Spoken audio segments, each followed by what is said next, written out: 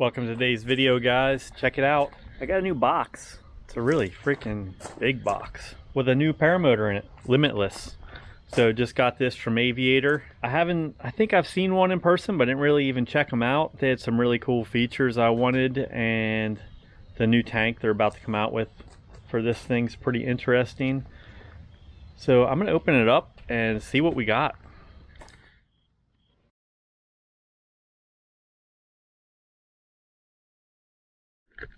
Show you what it looks like here. Looks like we got a bag with some of the hoop sections in it. Here's the net and the rest of the hoop. Seems like she's packed up really nice, but I hate this styrofoam. It just like flakes everywhere. What else do we got in here?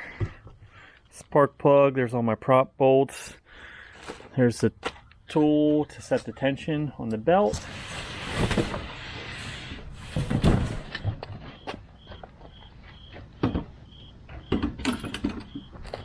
Got a little tag with my name on it.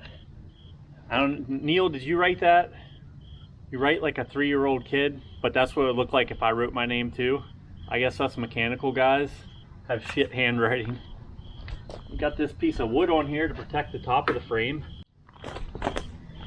I got the black on black arms, just like I had on my Parajet. That's the color scheme I like, black on black.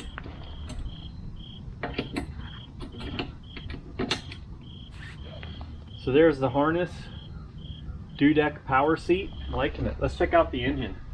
So there it is, Monster 185. Like I said, it's the larger reduction, so you spin the prop slower. I got the off-grid aviation throttle upgrade. Heard a lot of good things about these. Haven't tried them yet. Feels good in your hand. Okay, it's starting to rain, so I'm gonna have to slide everything in here and put this thing together. Basically, this thing, if you're packing it down, it's all gonna go into something that size. So that's pretty nice for traveling. Plus these arms will fold in too because they pop right off. See if I can figure out how this goes together. It is a paramotor. That was pretty easy to assemble. Hoop section like this, they kind of are a pain in the ass to put together.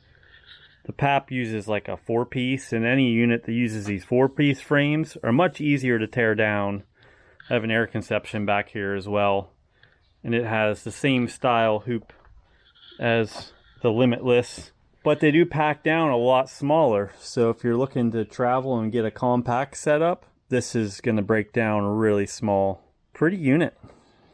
Really nice. I do notice that these tubes it looks like they're bigger diameter than the Parajet stuff. So it should be a pretty durable frame. I just got to throw a throttle on it and break it in and she'll be ready to fly. Hopefully this video ends with me flying it around and giving you some impressions here. We'll see you in a minute. Alright, here she is in all of her glory. I got my reserve on. I got the throttle all hooked up, wired it up. Did the break-in last night. So I'm still pull starting. I'm going to do some break-in flights. Conditions are not great. Give it a little bit of prime. And we're just going to go for a short break-in flight. So my SD card on the 360 camera was full. Still doing the break-in here. You're only supposed to fly for 15 minutes at a shot. That's what I did. 15 minutes. Landed here. Cleared some files off the camera. And made some adjustments to the harness. So I can get this fired. Get out of this field. One pull again. Nice.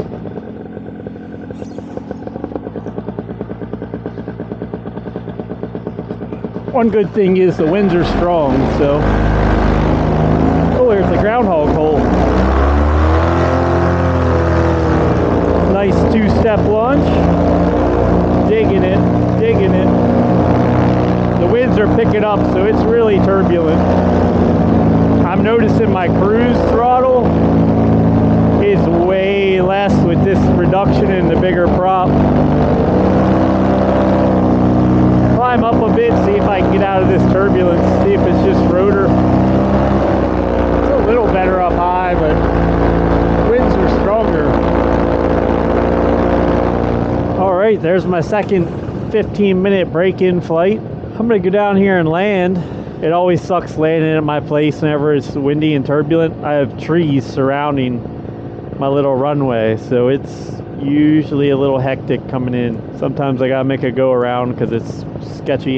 It's already pretty tight where I have to land anyway.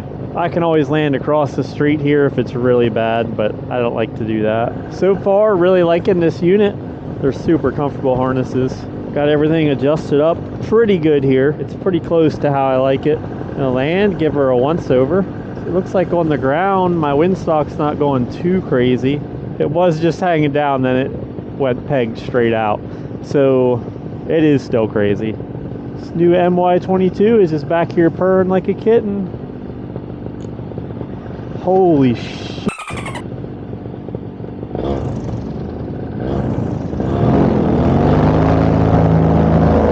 Going around.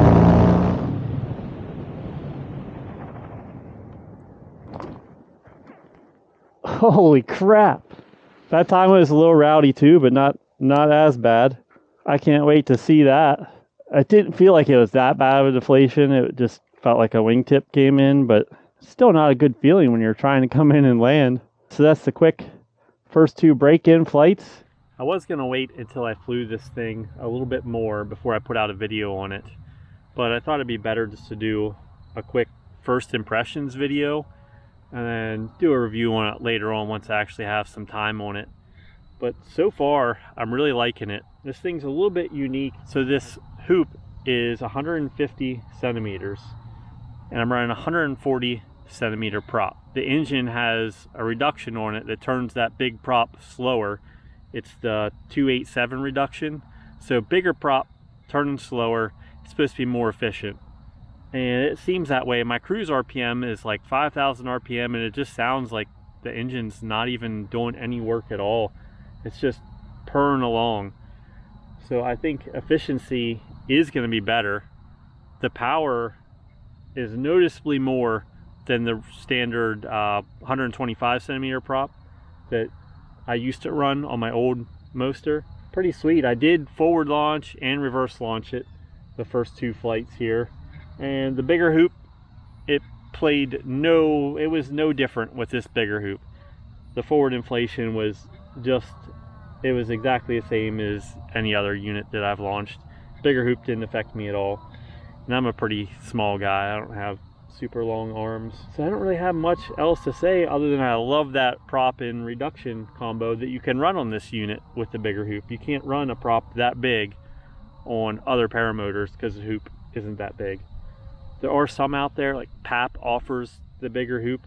That's what I have with the Polini. It's the bigger hoop, and it also has a 140 centimeter prop. But comfort is good. The Dudek power seat, as far as I'm concerned, that's the most comfortable harness that there is.